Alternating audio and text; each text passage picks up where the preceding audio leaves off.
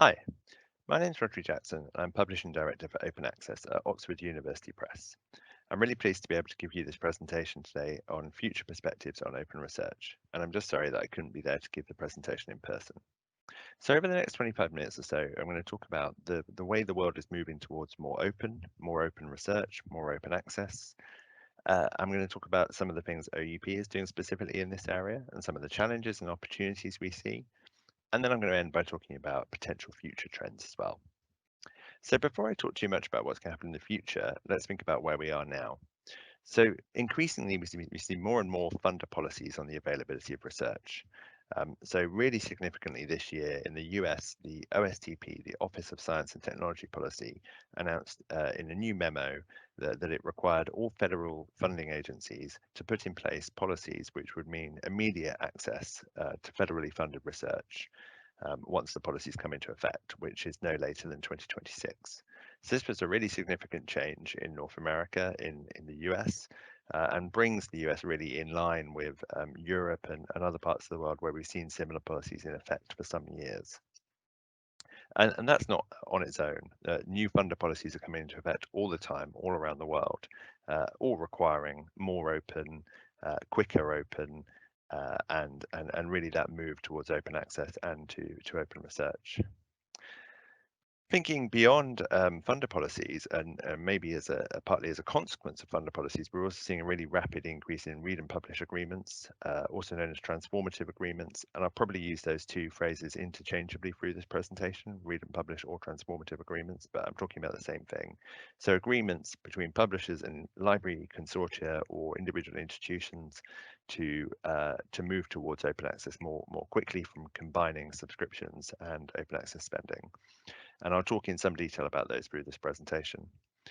We're just seeing more open access journals and more open access books, and I'll give you some data around that from OUP.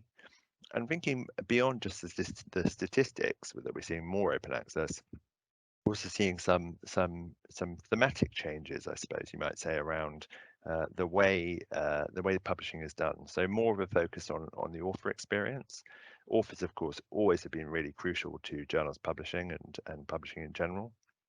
But in an open access world, they've become even more important as one of the primary customers for publishers. And also an increase in open research practices. So not just thinking about open access to the finished article, but opening up the entire research workflow. So talking about growth of open access and the fact we're publishing more and more open access journals and books. So if we have a look at OUP in particular, last year in 2021, we published more than 20,000 open access articles for the first time. And this year we expect to publish even more than that, more than 21,000 articles, as you can see on the slide. So for context, OUP publishes around 60,000 articles a year. So that's around a third of our program is open access, either in fully open access journals or as open access articles in hybrid journals. On the right-hand side, you can see our growth of fully open access journals. So OUP publishes more than 500 journals in total. And as you can see, around 120 of them are open access now. So around a quarter of our journals are open access as well. So those numbers are going up, and we only expect them to continue to go up in the future years as well. So why is this movement to open access happening on our journals? Well, it's a combination of factors. So more and more transformative agreements or read and publish agreements, as I mentioned. We also are flipping journals to open access, so taking journals that were subscription journals and changing them to be completely open access journals. We're launching open access journals and also taking them on from other publishers. I'll talk about all these things in more detail later on in the presentation. We're also investing in our author experience, investing in our open access team and in our open access infrastructure. And we're conducting more activity around open research as well. And as I said, I'll talk about all of these in more detail later on in the presentation. So the transformation to OA is really important, and OUP is a mission-based organisation. We're a university press, we're a not-for-profit, and we have a mission to disseminate research, high-quality research, as widely as possible. So open access actually fits really very clearly with our mission. So if we can disseminate all of our research with no barriers to access, that's really great, and it's completely in line with what we want to do. However, we do need to make sure that as we move to open access, we don't have unintended consequences. So open access clearly removes barriers to access and to reuse, which is great, but it does have the potential to create a different barrier where authors need to pay to publish, and maybe not all authors can afford to pay to publish. So we need to make sure we have mechanisms in place to cater for authors who aren't able to pay an APC, an article processing charge, or aren't at an institution with a transformative or read and publish agreement. We also need to make sure that as we transition towards open access, we do so in a way that's sustainable for our customers, so for our library and consortia customers, and also for the society publishing partners we work with. So for anyone who isn't aware, OUP is a society publisher. So of those more than 500 journals that we publish, more than 3/4 of them are published on behalf of societies or other similar organizations. And we want to make sure, as I said, that as we move to open access, we do so in a way that works for societies, works for our customers, works for OUP, and works for our authors. And that requires being very flexible and transparent in our approach, and I'll go into that in more detail later on as well. So just to recap for anyone who's not aware what a read and publish or transformative agreement is, in the past, customers have traditionally published read access to journals through subscriptions. And separately, authors have sometimes paid APCs or article processing charges to make their articles open access. So the read side and the publish side has been very separate. A read and publish agreement brings those together in one agreement. So the customer is purchasing both the right to read content, to access content, but also to cover the APCs for their authors to publish OA. And usually read and publish agreements result in more and more of that customer's output being OA, often up to 100% of their publishing being open access. And so that's the reason why it drives an increase in open access publishing. So read and publish agreements have increased really rapidly in recent years, as you can see from this graph. So going back even to 2018, there were fewer than 50 read and publish agreements registered in the ESAC registry. So the ESAC registry is a repository of transformative agreements or read and publish agreements. You can see very clearly on the right-hand side of this graph the number of, this is a cumulative graph, and you can see that the number of agreements in the repository has increased really rapidly in recent years, to the extent that when I looked yesterday, there were 560 agreements in place. But negotiating and achieving read and publish agreements is not straightforward. It's a complicated process. It's a rather significant change in the model from what was a more straightforward model, the subscription model, to a more complicated model, which are bringing in this whole other facet, publishing, which has its own challenges. Each customer we work with is very different, and one way in which that's very clear is through funding. So for some customers around the world, combining the money that was previously being spent on subscriptions and the money that was previously being spent on publishing was straightforward. But for others, that money might be coming from different places. So there might be a different budget for subscriptions to the budgets for open access. And bringing those together might not be easy. So working through that has been one of the challenges we've worked through with customers. Sorry, excuse me. Also thinking about inclusion. So I think it's really important. I mentioned that we're a mission-based organization, and it's really important to us that read and publish agreements are as inclusive as possible. And by inclusive, I mean important they include as many of our journals as possible, that the article allowance, the number of articles that can be published through the agreement every year, is as extensive as possible, preferably unlimited, actually, if that's possible. That we are covering as many institutions as possible within a consortia or a country, and that as many authors therefore get to benefit from these agreements as possible. So it's really important to us to do that because thinking about the example of including journals, for example, we want to make sure that all of our journals are included in our read and publish agreements.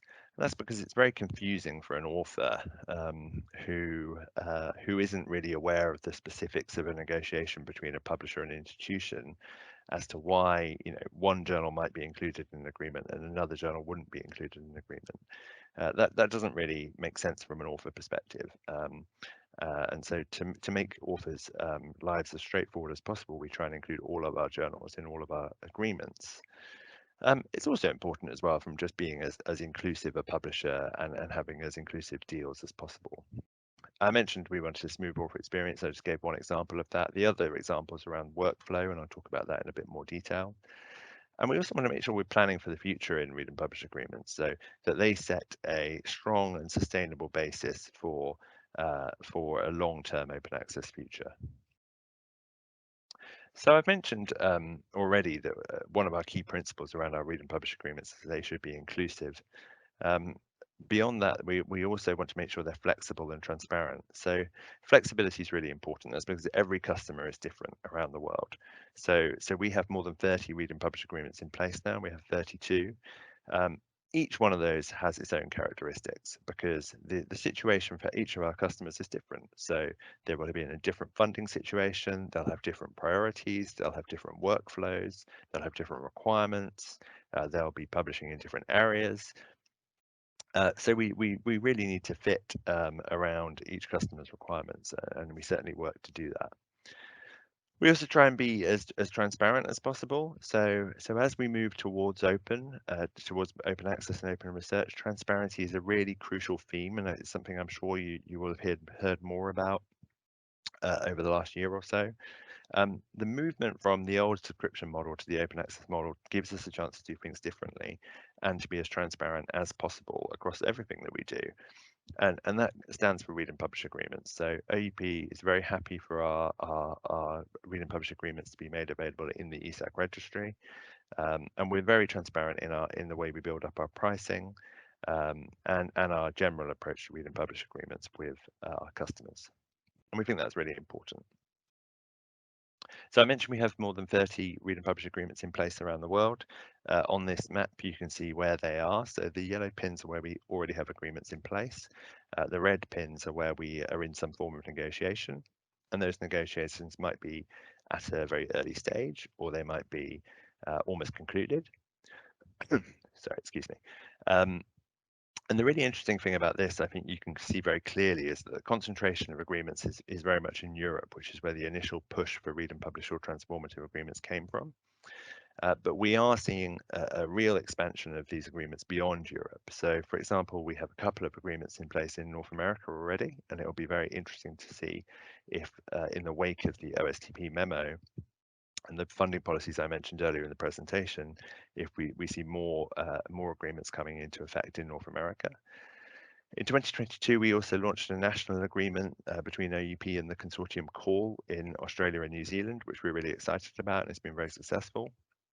And we have a wide number of negotiations in place, underway, at the moment in Asia, in Africa, in South America, and all around the world. And I'm hoping we'll see many more yellow pins outside Europe in the future.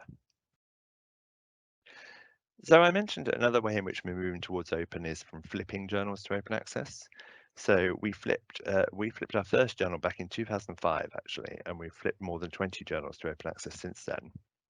And that's really accelerating. So we flipped 3 journals in 2022, Journal of Plant Ecology, European Journal of Public Health, and Interactive Cardiovascular and Thoracic Surgery. We're flipping 3 more journals in 2023, Bioinformatics, ICES Journals of Marine Science, and Europace. And we're already starting to have discussions with our society partners about which journals may flip to open access in 2024. We've also participated in Coalition S's Transformative Journals program. We have journals registered in there at the moment, including Health Policy and Planning. For anyone who's not aware, that's kind of longer term flip to open access. So that's where you commit to a journal increasing its volume of open access over a number of years and eventually flipping to open access.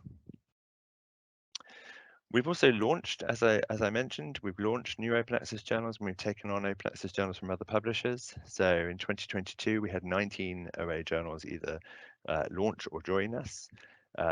We have got 4 more open access journals joining OUP from other publishers in 2023, and we have many launch discussions underway, and we'll be launching more journals in the future years.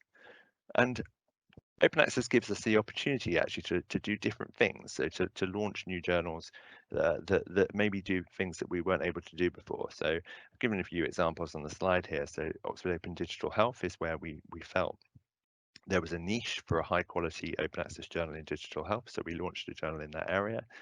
JSPRM, Journal of Surgical Protocols and Research Methodologies, is interesting because that's a journal where we thought there was an opportunity to launch a journal publishing a different type of content, so surgical protocols and research methodologies rather than traditional research articles.